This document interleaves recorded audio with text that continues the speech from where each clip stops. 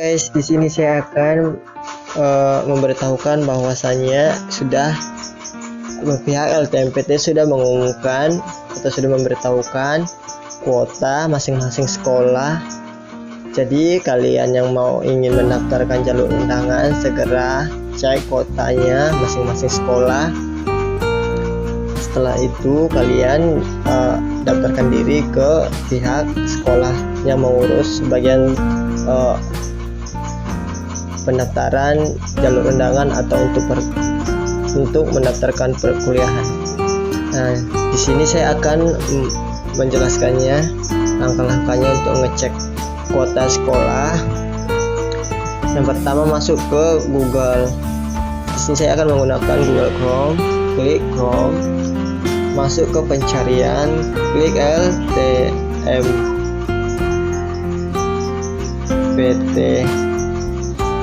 Ini guys, website resmi LTMPT, linknya ltmpt.ac.id. Klik.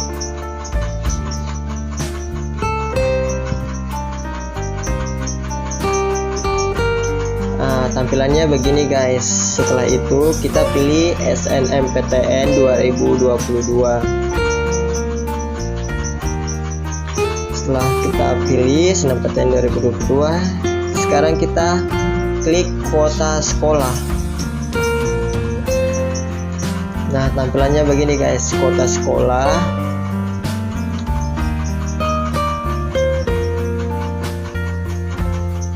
Untuk mempercepat, di sini ada dua pilihan untuk melakukan pencarian. Bisa pencarian berdasarkan lokasi dan bisa pencarian berdasarkan NPSN. NPSN itu nomor pokok sekolah nasional guys.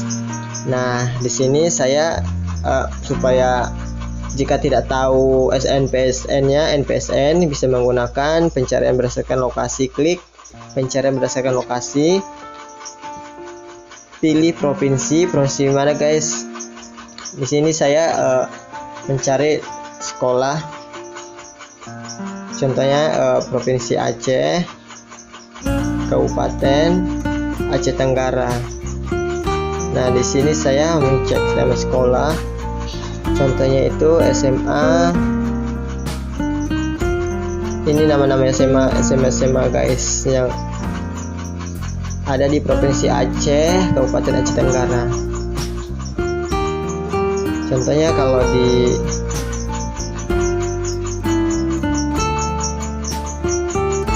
daerah kalian bisa pilih sesuai dengan daerah kalian, provinsinya dan kabupatennya. Contohnya di provinsi Sumatera Utara, klik Kota Medan. Nah, ini semua nama-nama sekolah yang ada di provinsi Sumatera Utara, Kabupaten Kota Medan. Ini guys. Nah, contohnya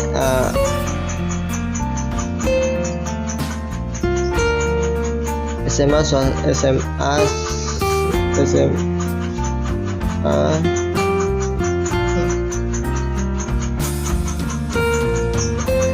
contohnya SMA swasta Budi Agung, itu akreditasinya masih B, jadi kuotanya itu 25%. Jadi guys, untuk sekolah yang akreditasi A itu memiliki kuota untuk siswanya mendaftarkan jalur undangan itu memiliki kuota itu 40%, sedangkan untuk akreditasi B hanya 25%, sedangkan yang akreditasinya C maupun tidak terakreditasi itu memiliki 5% guys.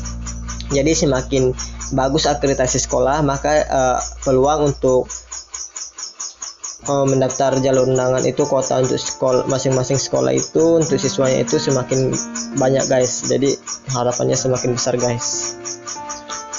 Nah, selain itu saya akan membacakan tahap-tahapnya. Yang pertama itu pangkalan data sekolah dan siswa atau PDSS. Nah, nanti di sini itu yang ngisi itu bagian sekolah, pihak sekolah. PDSS merupakan basis data yang berisikan rekam jejak kinerja sekolah dan nilai rapor siswa yang eligible mendaftar. Maksudnya yang eligible itu siswa yang terpilih yang lulus sesuai kuota yang diberikan oleh pihak LTMPT sesuai dengan akreditasi sekolah. Selanjutnya itu setelah dari PDSS yang dilakukan oleh pihak sekolah, masuk ke persyaratan sekolah. Persyaratan sekolah itu yang tadi saya jelaskan itu sesuai dengan ketentuan akreditasinya, yang mana SMA, MA atau SMK yang mempunyai NPSE, nomor pokok sekolah nasional. Di sini yang akreditasinya A 40% terbagi di sekolahnya, maksudnya yang terbagi itu yang lulus pemeringkatan sesuai dengan siswa yang ingin mendaftarkan jalur undangan tersebut. Akreditasi B-nya 25%, yang C dan yang tidak terakreditasi juga itu memiliki peluang yaitu 5%.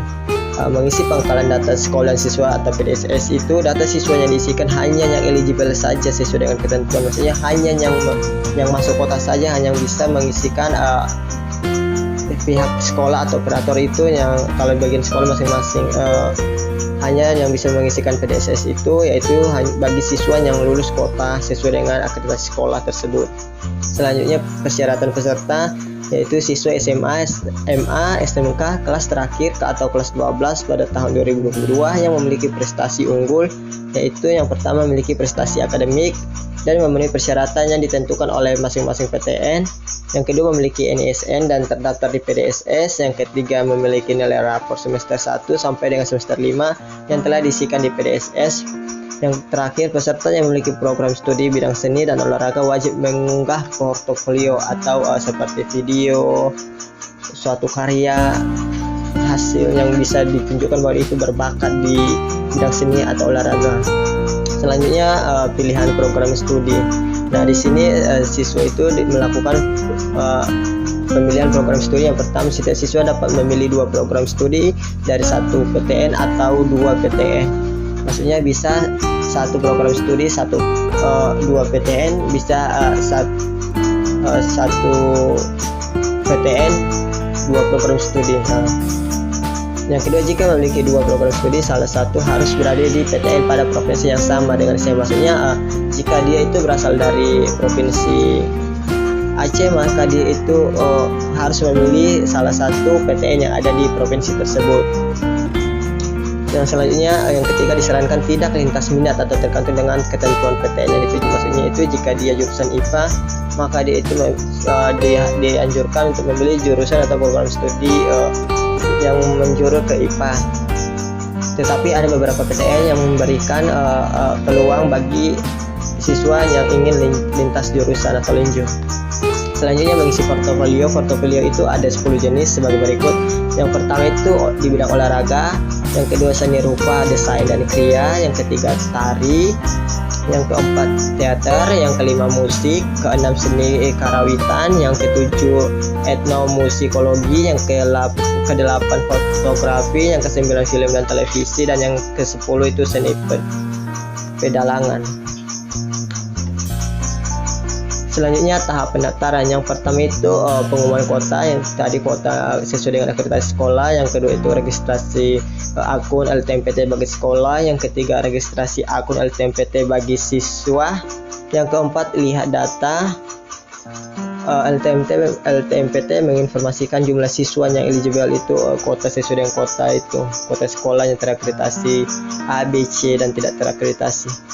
Yang kelima itu siswa menentukan calon peserta. Sekolah menentukan calon peserta, maksudnya sekolah memilih siswa yang memenuhi syarat atau memenuhi kuota atau siswa yang eligible. Yang keenam itu pengisian PDSS. Yang ketujuh pendaftaran SNMPTN, melakukan pendaftaran.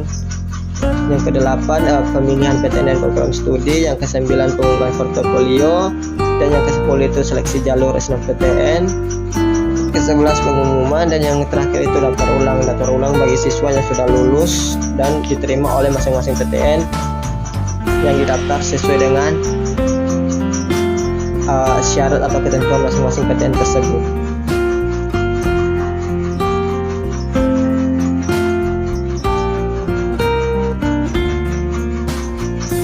Adapun ketentuan pemeringkatan siswa oleh sekolah itu, pemeringkatan siswa dilakukan oleh sekolah yang pada dasarnya memperhitungkan nilai mata pelajaran sebagai berikut. Yang jurusan IPA itu dia diperingkatkan dari masing-masing mata pelajaran, yaitu matematika, bahasa Indonesia, bahasa Inggris, kimia, fisika, dan biologi. Maksudnya itu yang dominan di bagian jurusan tersebut. Kalau jurusan IPS itu matematika, bahasa Indonesia, bahasa Inggris, sosiologi, ekonomi, dan geografi. Kalau jurusan bahasa itu matematika, bahasa Indonesia, bahasa Inggris, sastra Indonesia, antropologi, dan salah satu bahasa asing. Kalau dari jurusan SMK itu yang diperingkatkan itu yaitu matematika, bahasa Indonesia, bahasa Inggris, dan kompetensi keahlian. Selanjutnya jadwal SNMPTN. Jadwal SNMPTN itu yaitu untuk kota sekolah, pengumuman kota sekolah itu yang kemarin 28 Desember 2021. Sanggah kota sekolah 17 Januari 2022. Masa sangkaan itu yaitu melaporkan atau mendata atau mendaftarkan siswanya. Selanjutnya itu pembuatan akun LTMPT pada tanggal 4 Januari sampai 15 Februari. Untuk PDSS dan SNMPTN itu yang pertama itu sosialisasi PDSS itu tanggal 1 Desember sampai dengan 8 Februari 2022. Untuk sosialisasi SNMPTN itu tanggal 1 Desember 2021 sampai dengan 28 Februari 2022. Launching kegiatan PMB penerimaan mahasiswa baru itu tanggal 4 Januari 2022. Penetapan siswa eligible itu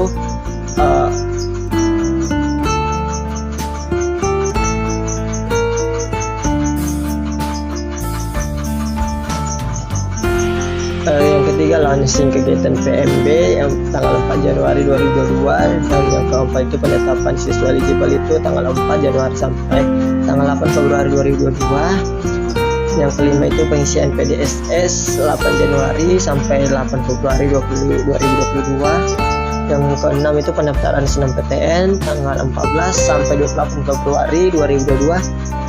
Jadi kalau pendaftaran jalur undangan itu hanya sekitar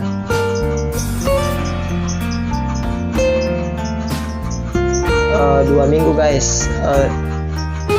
Jadi tidak boleh telat dan tidak boleh lewat dari batas yang ditentukan. Jika telat maka dia itu tidak bisa mendaftarkan jalur untuk pendaftaran SNMPTN-nya, yaitu pemilihan PTN sama jurusan atau prodi.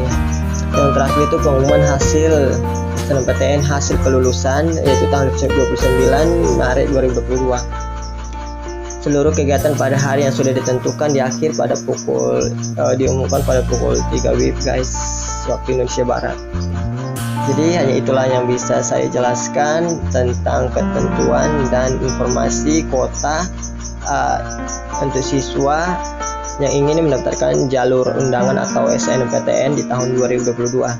Jangan lupa like, comment, subscribe ya guys, supaya channel saya tetap berkembang dan bisa terus memberikan info-info yang terbaru dan menarik guys. Hanya ini yang saya bisa sampaikan. Sekian dan terima kasih.